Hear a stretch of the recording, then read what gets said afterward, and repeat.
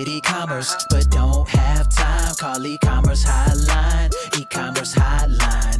If you need help to make your store shine, call Ecommerce Hotline. Ecommerce Hotline. 888-499-3266. 888-499-3266. Wanna see you win? It's time for you to shine. Call Ecommerce Hotline. Ecommerce Hotline. The Ecommerce Hotline, brought to you by Maier.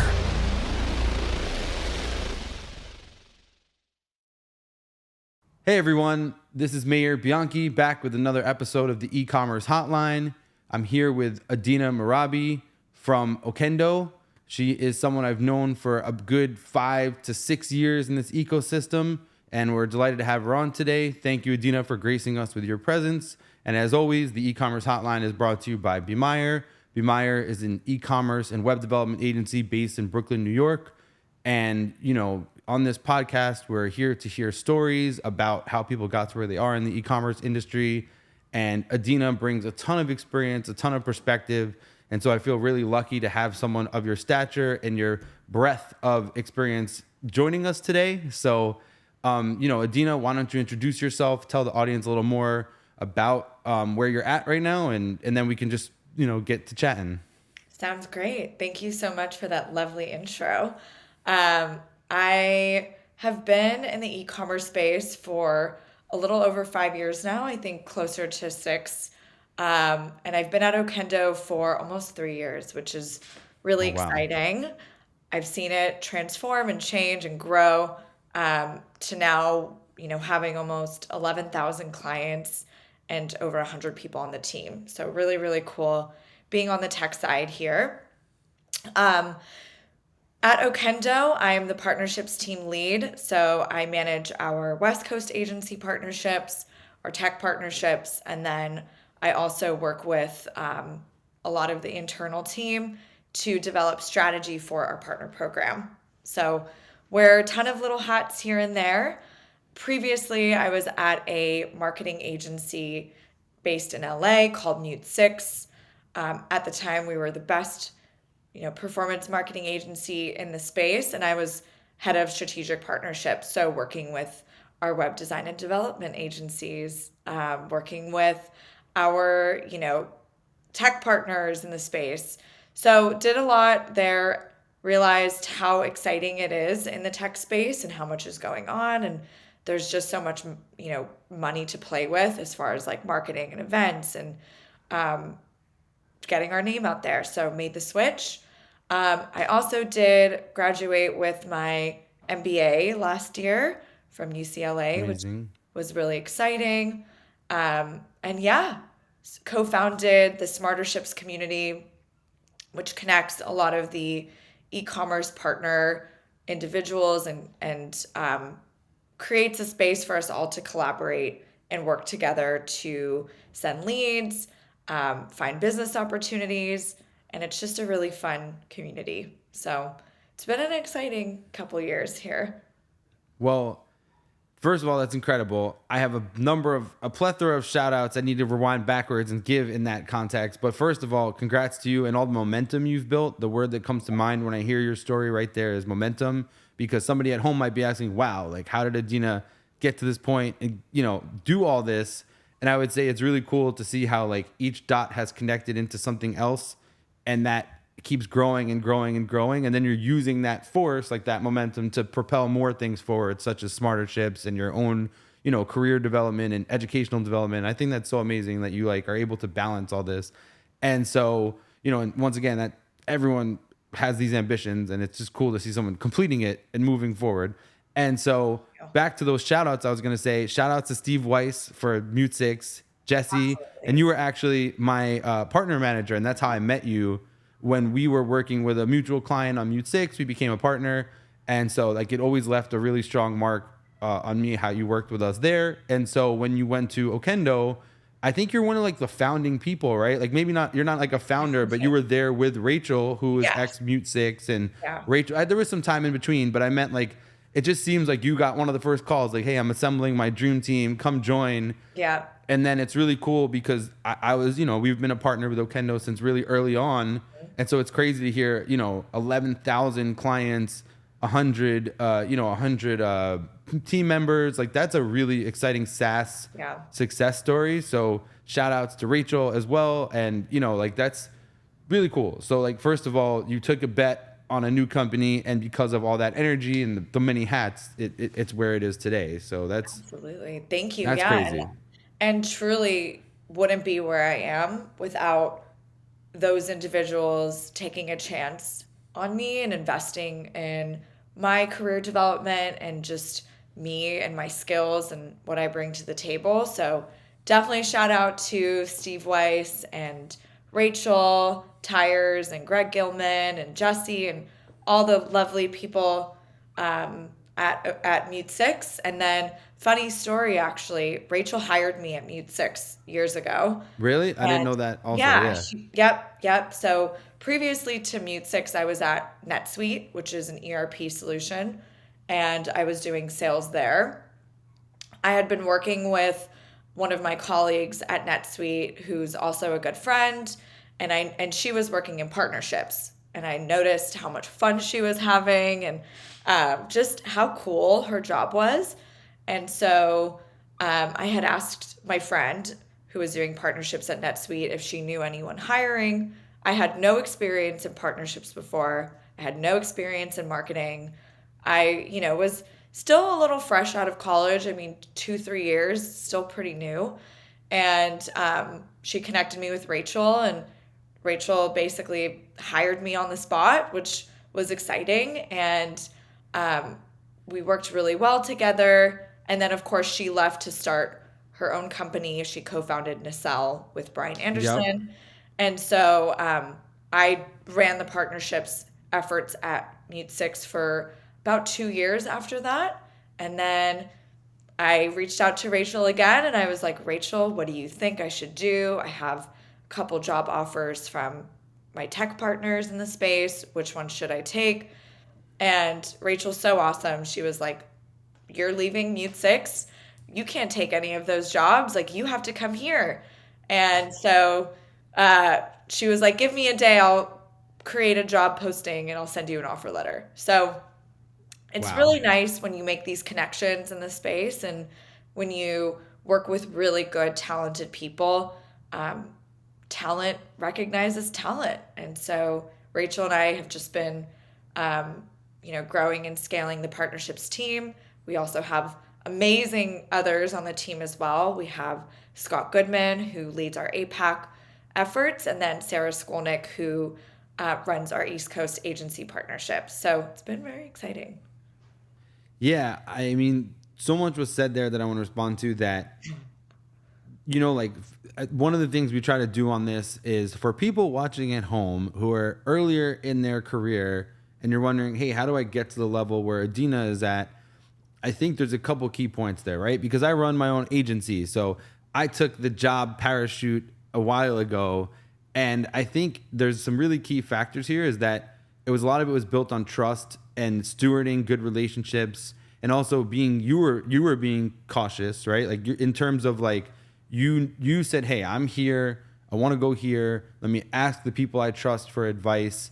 And also you vetted the opportunities. And I think that's something that, that was one of the things that made me not want to be in the job world anymore is sometimes companies will lead you on to take a position and sell it like, oh, we really want you here. But then it's either commoditized or they don't have intentions to actually help you grow and shepherd you in that role. It's just to either, hey, we're gonna make this person take a huge leap, but we're not gonna take care of them, or vice versa. There's people that invest a lot of time in a company, and then the company doesn't do right by them or leaves them in the wind. And obviously, there's a lot of layoffs and stuff. So I would just say to people watching at home, I think that's one of the best skills you could develop is knowing your own compass, your own BS detector, your own way of kind of stewarding that, but then also developing good mentor relationships, good relationships with colleagues. Because every time I did enjoy a job or I did have success in the job world, it was because I had a boss that I really looked up to,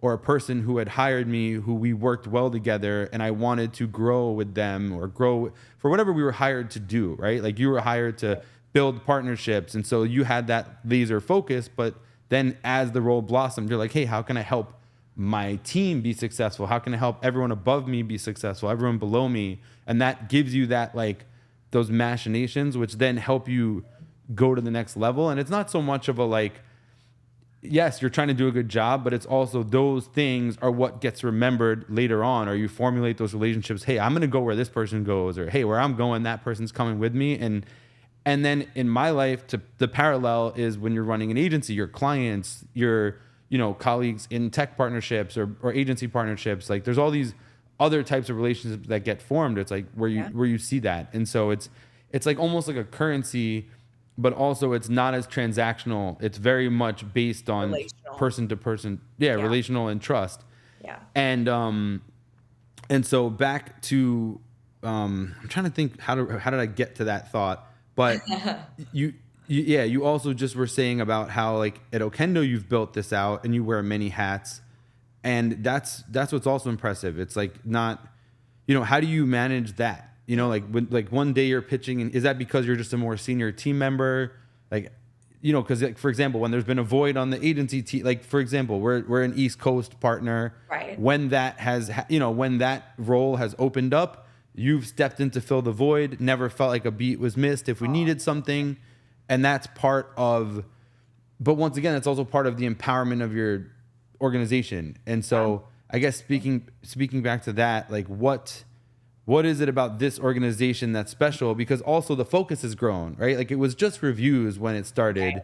Now it's like 6 buckets, and we can get into more of that. But like, how have you adapted to that too? Maybe like when you're in a company and it's changing, or bringing that to the forefront a little bit too, because I think being dynamic and being able to respond to changes is another important factor that that could be part of success. Absolutely. Yeah. I mean, that is a really good point, and something that, is ever evolving and changing is my role and my responsibilities at Okendo. I think being that I'm like one of the more senior people on the team and I have a longer tenure here, I have a little bit of freedom to step outside of just the day-to-day partner manager role and like look at the big picture and be able to help with implementing ideas or new ways of doing things so that we can make sure that our partners are having the best experience, that our clients are having the best experience, that we're providing the best integrations, that it is that seamless experience that you feel when, let's say, someone leaves Okendo, there's no drop off there. There's still the day-to-day communication and involvement between our team and our partners. It's definitely, I would say people take jobs, and I don't know the correct way to phrase it, but people take jobs because it's exciting and it's a great opportunity, but people stay because of the people, because of the team. And that's true. Right. And Rachel has done an amazing job in creating a very healthy culture, supportive culture. She's always, supported me in my goals. For example, getting my MBA, that's definitely, I'm sure it's an exciting thing for any company, but it could also raise some red flags. Like, are they going to be slacking off at work? Are they going to be doing schoolwork during work hours? Rachel had never ever once said anything negative about my, personal goals. She's only ever been supportive. And, it's almost like because of that, I just want to give more. I wanted to give more back to my job. Yeah. The people that have supported me. So I would say that's definitely been one of it. And then also just, it's easy to also enjoy working at a company that has a good product. When you see the reaction from people being so positive, like anytime I'd ever demoed Okendo to a new partner and the reaction was like, this is amazing, we want to get all of our clients on it. That gives you a little bit of encouragement and excitement to like keep going. And it's like drinking the Kool-Aid kind of. Yeah. So every little bit of those interactions just, snowballed into, yeah, being like, let's do this. Like, this is exciting. I love being here. It's not always rainbows. There are tough days. There are weeks where we're just hustling and we're working late and there's a lot going on, but it makes it all worth it in the end. Yeah, I mean, there's two key points there, right? You highlighted flexibility, and then also like nobody wants to be on a losing team. So when you're on a winning team or a team that creates the culture that you feel like you can win, right? Because you're not going to win every game, right? You're not going to win all the time, like you said, or there's going to be times when it's more of a slog. But I think that that feeling of when something goes right, it makes you want to do more. And I equate that same way to the work that we do. When you feel like you got something done and the client really benefited from it and their customers benefited from it, it makes you like cool. This is why I do this. This is like, it actually mattered. It actually meant something. And vice versa. When you see people get excited about your product, it's like, oh, like for example, same thing with us. Like we built an integration. It's for a phone system called AirCall, and it's to Magento 2. And we're starting to see like a couple more people adopting it. And you're like, great. Like when someone gets it, but it's also like when you see people using it, it's like, okay, cool. This is why we did it. And it's not just about dollars and cents. It's also about validation of the original thought before that. Right. And then about what you said about flexibility. I think once again, when someone is not second guessing your motives and they're making you feel good about wanting to develop as a person, and also giving you the space, because it's also about time and scheduling, and that's where it gets really stressful when you have a very rigid 9 to 5. And why I really like working in tech, and I feel like we're blessed to be in the tech world, is because sometimes you get that flexibility that you don't have in other industries or other jobs. It's just not possible. Yeah. And so that flexibility allowed you to flourish. And then of course, having an MBA as one of the leaders of your company only adds to the reputation, and like your success becomes something that is shared universally. And so, like once again, that's really nice to hear. And more people who are listening, if you're a boss and you're listening to this, see how you can enable your team or enable people to grow and succeed in life, because that might benefit everyone. And either way, you're making someone's life better by being supportive. So 100% take an interest in your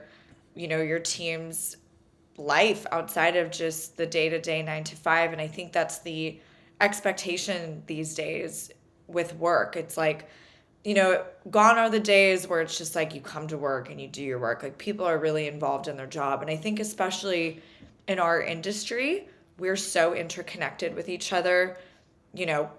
Like I have so many friends from just the partnerships community in general and e-commerce, where it's like, yes, we work together and we're buddy, and that's a big reason why we maybe send each other leads from time to time. Not really, but I think it's also like we trust each other. We support each other outside of the work stuff. We're engaged with each other. We're excited about each other's successes and the things that we bring to the table. So I think it's really important. And I also feel like, it gives a sense of purpose when you like what you do, you're proud of yourself, you're proud of your team, you enjoy what you're selling, and you're seeing the results like from that work, as in your clients are happy or your partners are happy. It gives you a sense of like purpose, like, okay, like you said, this all has meaning. This all makes sense.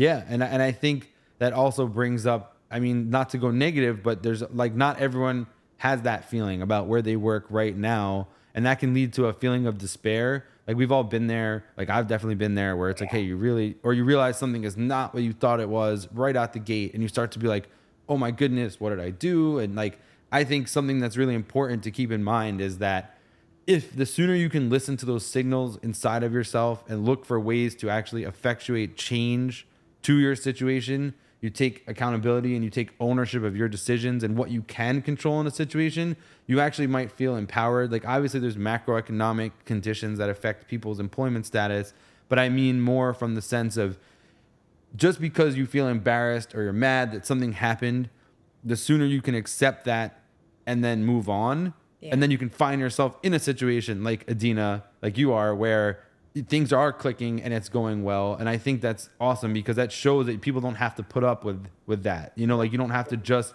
do something because you need a job. Like, yes, there's realism, but you can find ways to adapt and change within the conditions. And there's a lot of support system. And that goes again to colleagues and friends in the same roles at different companies, not just so much because of, oh, hey, we got an opening here, come here, or like all that cross pollination, but also just because then you actually have people who understand you. And I think that has been something for me, once again, as an agency owner.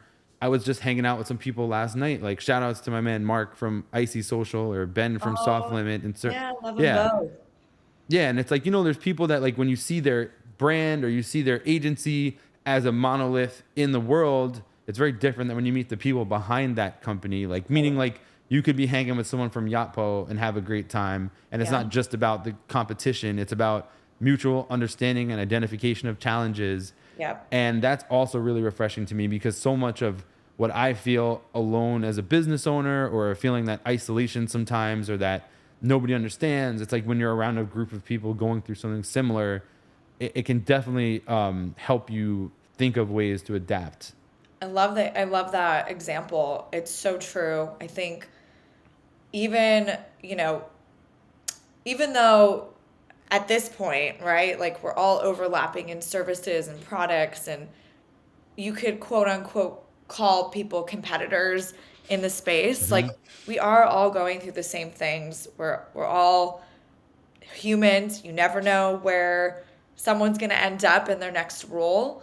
And so it is Small world. important, right? It is important to still maintain those relationships. And yeah, I mean, Sarah Pareda founded Smarterships. That's right. You work together all the time. Yeah, exactly. I'm one of the co-founders, and we work together, and obviously our platforms compete on a certain degree, but like we don't care about that. Like it's, you know, we're obviously not trading information about the company with each other, but like we like each other and we work well together. And, you know, again, you never know where you'll end up one day. So, and like you said, it's also good to have that like camaraderie. Like, are you guys also seeing XYZ happening right now? Or like, how have things been as far as like customer reception to your launch of this? Like, it's nice to have that community. It really does feel good. And no, you don't ever have to be stuck anywhere that makes you very unhappy. I think that's one of the biggest like misconceptions right now, especially with the economic landscape as well. You know, am I going to find another job, or am I going to just have to be stuck here forever? And you don't. I think the biggest first step in that sense is like reach out to the people you know, ask questions, put feelers out, see what's open in the job market, see if you can get connected through a personal relationship or through your own network, and just take the chance. Like, life's too short to be unhappy at a job, I think. Spend too much time working to be unhappy. That's true. A lot of our waking hours are spent either working or caring about work or thinking about how we're going to approach something at work. And and also I would say from a career perspective, like if you're not in e-commerce now and you want to get into it, there's pathways. If you're in e-commerce and you really want to be a teacher, there's ways to get out. You don't have to just feel like a sense of, oh, I've invested X, Y, and Z here. And it's like, the whole sunk cost fallacy. Like sometimes it's better to just make the change. And, yes. And I was going to go, I forgot what I was going to ask you. It was something around, hold on, let me recollect my thoughts. It was about, it was about the trends and also about what you're seeing from competitors and that whole angle. I would say it makes a more healthy ecosystem. Yeah. And like, to take this back to what brands want and what someone who's watching this who might be an e-commerce buyer, or you sell things online and you're interested in that, and like, hey, how do people think on different sides of the ecosystem?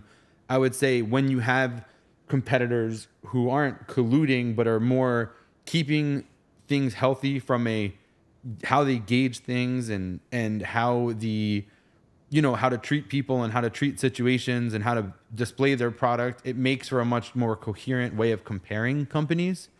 And it makes for like not a culture where everyone's just saying, oh, like bad mouthing this product and that product. And you don't feel like you're getting reliable sources of information, because that's where I came from. Like I worked at a brand, and, when I first back in the day, like I come from like a more retail background. I didn't just go from agency to agency, really wasn't in the agency world before I started one. And so for me, it was always this like customer centric mindset.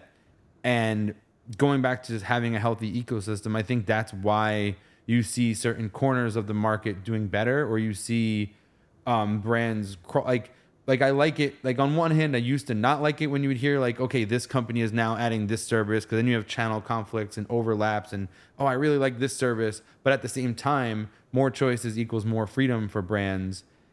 And I think that ultimately makes for more, better innovation. And innovation is how everyone wins, when there's more features available, again, for the end user, who's either the admin of the store or the customer who's buying something and benefiting from a loyalty program or leaving user generated content.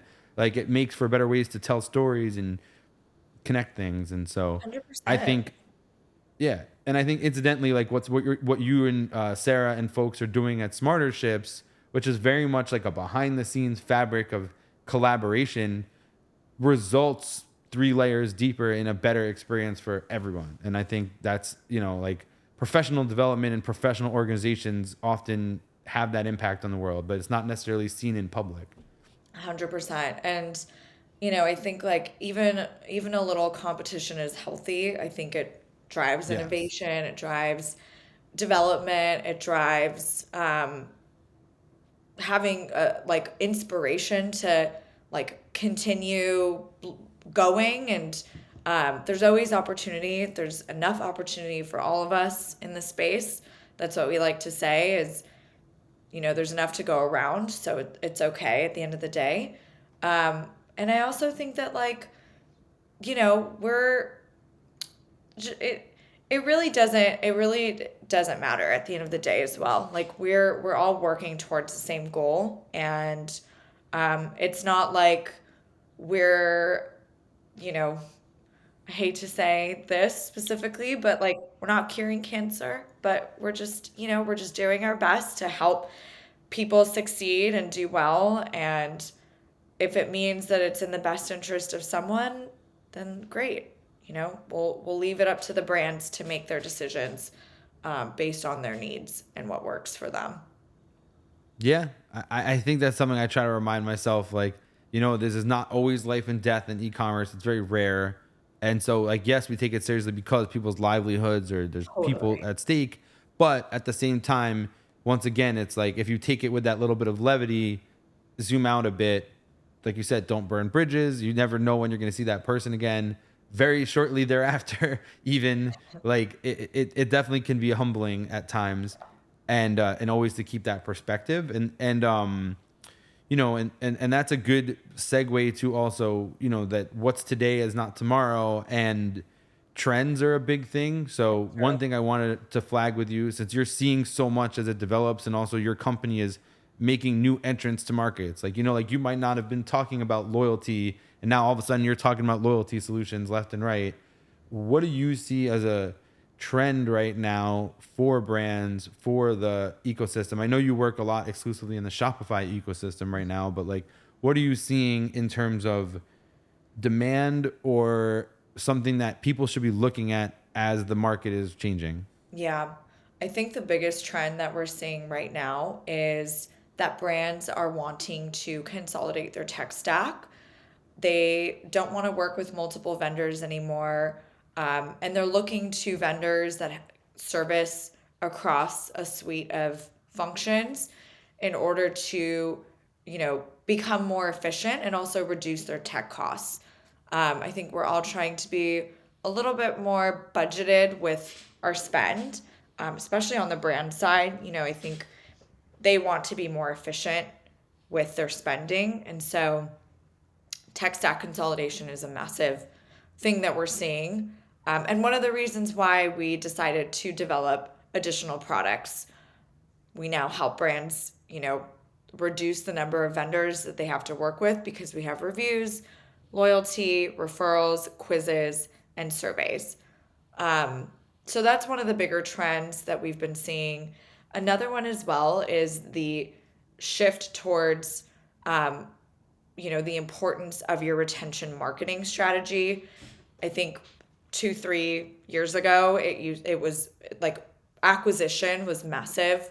Yeah. And in the COVID bubble, brands were seeing crazy like conversions on their acquisition strategies. Like their return on ad spend was really high. Now it's a lot more expensive to run paid acquisition strategies. It's also not as effective because of a lot of the Facebook like and iOS updates and all of the new like rules and regulations. So we're seeing now that brands are like, okay, let's double down on our retention strategy on the customers that we do have on their data and find ways to get them back to our website to purchase again, to refer their friends, to really get the biggest bang for our buck. And so a couple things that we've been seeing, a lot more brands have been implementing loyalty programs. I think that's become Yep. really big. And so agencies And are memberships. memberships has become really big. And so a lot of the agencies that we work with in the retention space are now developing packages, like service packages around building a loyalty program and integrating it into your strategy. Another one has been subscriptions. A lot of brands that can, of course, like apparel brands can't necessarily do subscriptions well, but we're seeing a lot of like subscription-based companies or companies that want to test out a subscription model to have that like, month over month revenue coming in from that customer. So that's been another one. And then I would also say just like finding ways to increase conversions, whether that's through collecting zero-party data, so collecting information around your customer preferences, behaviors, what they're looking for, where they're coming from, so what channels they found you on, through quizzes, surveys, all of that has become really important as well, is building that like complete picture of who your ideal, or not even ideal, but like who your actual customer is. Because you Yeah. could think that your customer is, a female between the ages of 25 and 30, but it really could be a 60-year-old woman, in Europe or something. It could be anything. So it's important to know who that is. Yeah, and I was gonna say it's refreshing to hear you say that. Speaking of refreshing, I'm gonna open this drink sip, non-alcoholic hazy IPA, and splattering everywhere. But I was gonna say no, it's refreshing to hear that because that's a lot of the same stuff I think about, and it also gives somebody something to action upon. There's nothing worse than if you're like operating a brand and you don't know where to go, right? You feel like you've exhausted all your ideas. And something like you said about that whole acquisition strategy and how people were just spending to acquire customers. Yeah. And then you exhaust that audience. And then where do you go from there? Like your whole target addressable market. And so an analogy I thought of while you were talking was like, when you're like, hey, I've squeezed all the juice out of the lemon. Well, don't just try to, like life gives you lemons, make lemonade, but you squeeze all the juice of the lemon. Well, do something with the lemon rinds to make another thing out of it, or, convert that into fuel.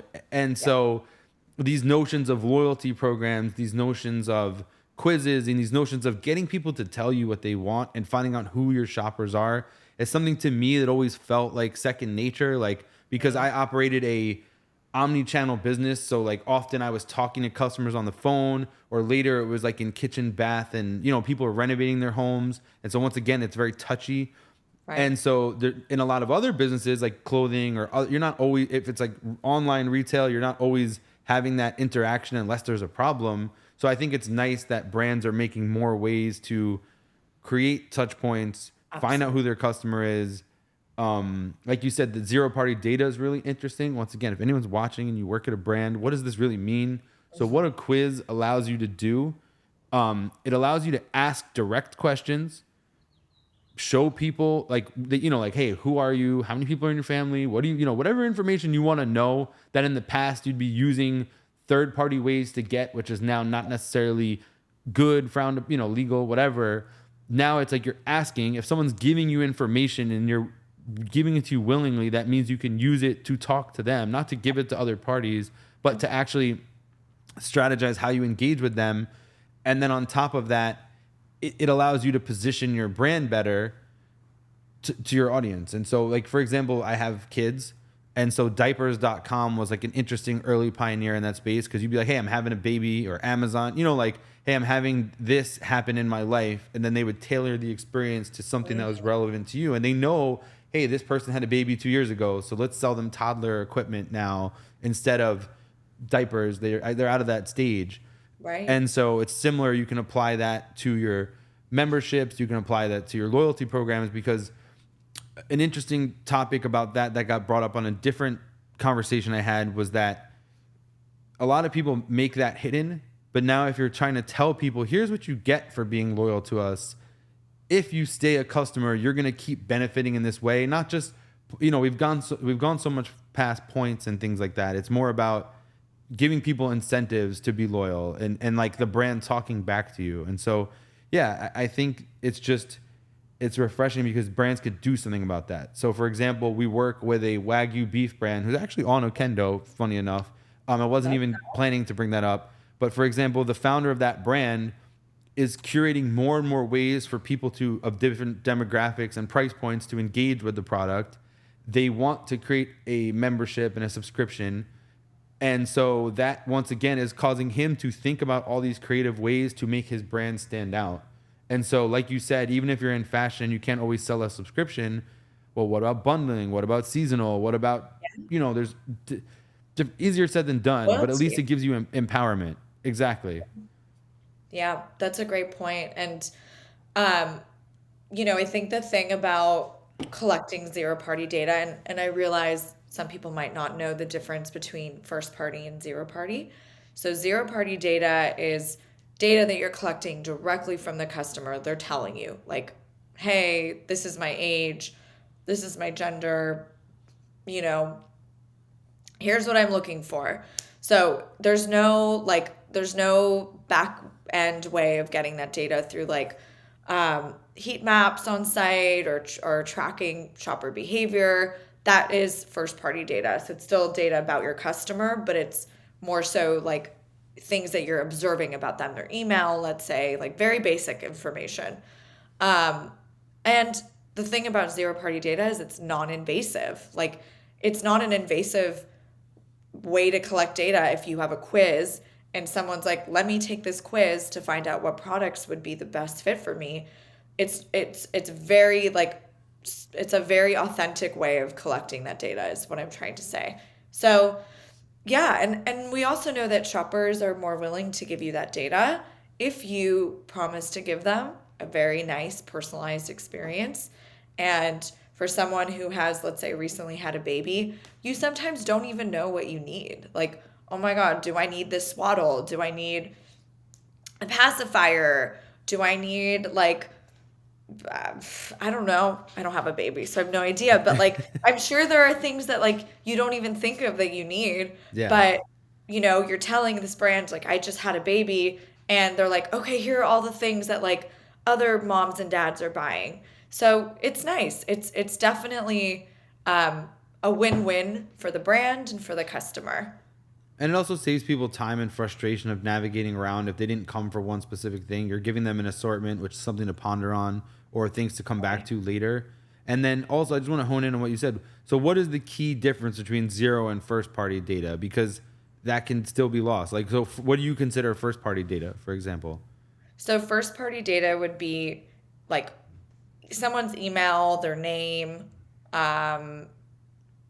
I would say what they've purchased from you in the past, and then maybe Got it. So stuff that's more the brands. Yes, and I would also say maybe their on-site journeys, they've clicked on something, they've abandoned cart, Got it. So things they had to do as a part of shopping on your website, not Right. something they said, I'm going to take one extra step and give you this information. It's the next step. It's someone's leaving you a review and you're asking them, what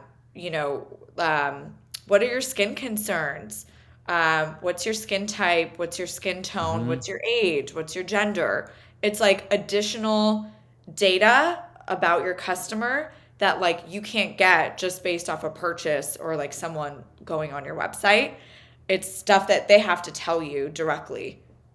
So like I just thought of an analogy. It's like when you have a set of blinds and you're looking through a window, it's opening those blinds in a way. Like it's like saying, "Hey, I can see what's on the other side," or Yeah. between two transparent planes. Now you can see both sides of that, and because one side has opened up the curtains or whatever. It's opening So up the curtain. Yeah, it's like looking exactly. It's like you could basically go to like a sketch artist and be like, make me a sketch of this person based on what they've told me. yeah, and that sketch Really gets know. a lot more detailed. It's like they Yeah. handed you a photo and said, "Here, make me a character drawing," instead of just guessing Exactly. based a bit more generic.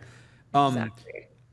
Yeah, and so I know that we might be coming up on time for you here. I'm really enjoying this conversation as I thought we would get rolling and then we'd be running out of time. Um, I wanted to say two things. Like, if I have two more moments of your time, Yeah. it's what advice would you give people who are either brands, entrepreneurs, or professionals? Like, just, if you could leave somebody with something that would benefit them or like a piece of wisdom you want to share with the audience more directly, and that'd be my first question. Yeah. I would say find someone that is exactly where you want to be in 5 to 10 years and befriend them. Have them become your mentor, have, your coach, whatever you want to call it. Find somebody that you admire and that has the career or the growth that you want to be at eventually, and use that as fuel and inspiration to keep going to get there. I mean, I think for me personally, I've always like valued having mentors and people in my life that like we both benefit from that relationship, and it's a very authentic relationship and at times friendship, but it's motivation and also a reminder that you can also get there. I think that's really important to have in life. Yeah, it's like templating, and it's also not being afraid to ask because that person was in a different spot 10 years ago, Totally. right? They Yeah, weren't that where they are person. now. Yeah, that person was exactly where you were, however many years ago or whatever. They were where you are, and now they're where they are, and you eventually will be there too. But I think sometimes we forget when we're in our day to day, our bubble, that like we've come so far and we still have so much more to go. So it's nice to have that reminder, and also be someone else's mentor. Like Yeah, you give might as back. well also give back and help somebody else get to where you are now, because there are tons of people that I'm sure admire where you are and what you're doing. Yeah, and just to equate to what you're saying, it's like you don't know when a breakthrough is going to come. You could be at X mile in your journey and that breakthrough is about to happen, but you can't see it because so like that person could be like giving you the information like, hey, just keep going, because when I was at this point in my career, I thought this was the end, but then this challenge arose, and that can be so valuable and save you a lot of time and frustration, but also inspiration to make that one extra push just when you feel like giving up. The success might be right around the corner. And then you just inspired me to shout out to some people that I've worked with who, like, I always was like, oh, this person's, they're 5 years older than me, or they're this more mature in their company journey, and this is how they must have felt. And so, maybe in 5 years I'll be here if I keep at it. And like, it kind of gives you some more perspective. And yes, there's those people that are overnight success, and we can't all be that person, Sure. right? We can't all Yeah. be the They 21-year-old got lucky, millionaire. We by the gotta, way. yeah, yeah. Those They people were. got lucky. Yeah. There's a lot, yeah, exactly, a lot of factors that go into that. And then so that's really good advice. And then something that we're passionate here about on the e-commerce hotline is spreading awareness about heart disease in the e-commerce community. I am a member of the HCMA. I happen to be wearing this pin right now. I have hypertrophic cardiomyopathy, which is a genetic heart disease. And so, for me, it's important to encourage people to get screened and to ask the right questions of your family members, friends, medical history, doctors, etc. Because one little thing could help alert you to a condition you didn't know you've had for 20 years, save a life of your loved one. So that's what I'm become passionate about due to personal experience. So I was going to ask, are there any causes. Doesn't have to be medical. It could be anything in the, in the world of altruism or charity or anything you're passionate about spreading awareness of for folks who might be watching or listening to this. Yeah, I feel like hopefully this isn't super cliche, but I am very passionate about mental health and just taking care of your mental well-being. I think mental health manifests into a lot of physical health problems throughout your life. So, high stress moments that like release a lot of cortisol into your body is over time has a very negative impact. So, if you're struggling with mental health or if you're having any, like just moments where you're like, I need a break, I need to take a step back, I need, a day for myself, do it. Ask your organization, ask your boss, ask yourself if you're your own boss, if you need the day off. Like, you really need to take care of your mental health, especially these days in the hustle and bustle culture. We can get lost in the day to day. So, yeah, mental health is very important. Yeah, no, this is the third or fourth time I've asked this question, and 3 out of those 4 times has been the answer. And so I will just add +1 to that. Mental health is critical. It doesn't matter what industry you're in. It doesn't matter who you are. And also you got to know that when it's the darkest is when you should reach out to someone, when you should talk to someone. People do care about you, whether it could be anyone. Just pick up the phone or just say, hey, I need help. Or like you said, be gentle on yourself and give yourself the time. And yeah, that's so critical because there's so many ups and downs and there's so many external factors in the world right now that could be getting you down or, like, for example, me, late at night is when things always seem the most magnified. After I've had some sleep, able to look at things with a fresh perspective. Sometimes just getting some rest can make you feel better and acknowledging, hey, I've hit my limits as a person. It's okay.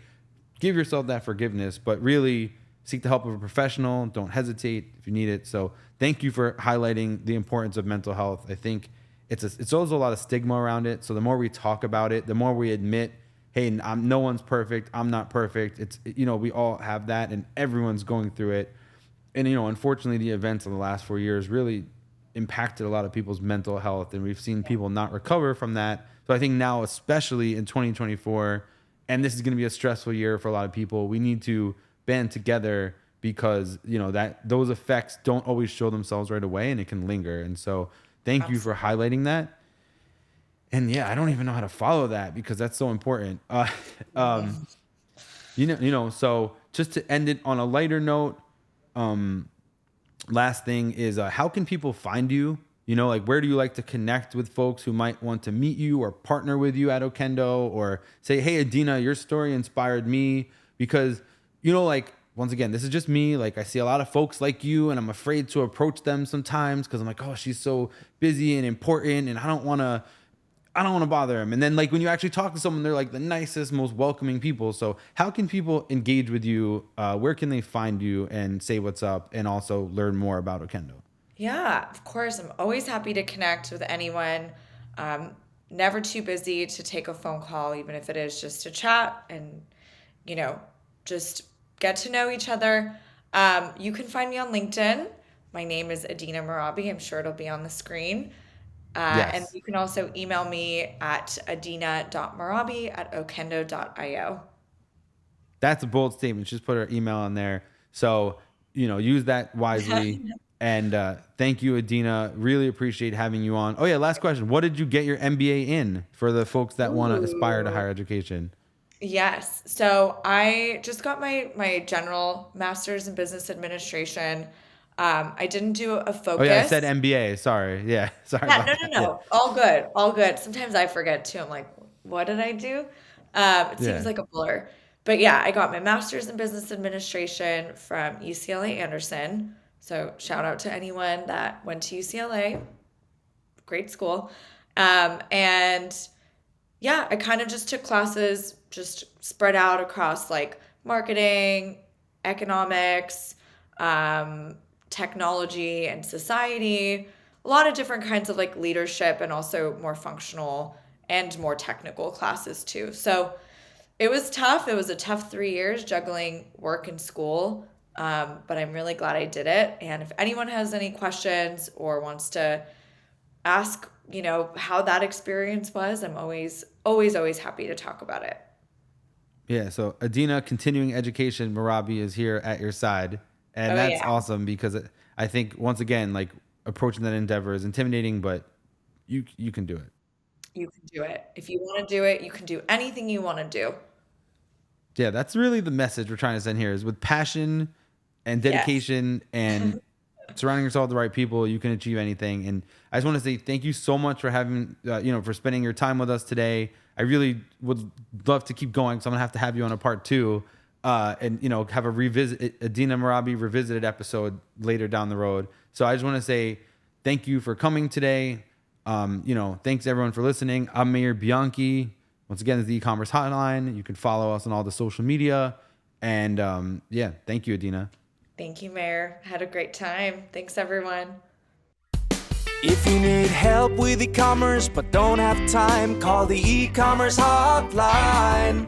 If you need help to make your store shine, call the e-commerce hotline. Your store needs improving, don't deny. Gotta call e-commerce hotline. Call 888-499-3266. Your store will be fine. 888-499-3266. Make your store shine. E-commerce hotline. E-commerce hotline.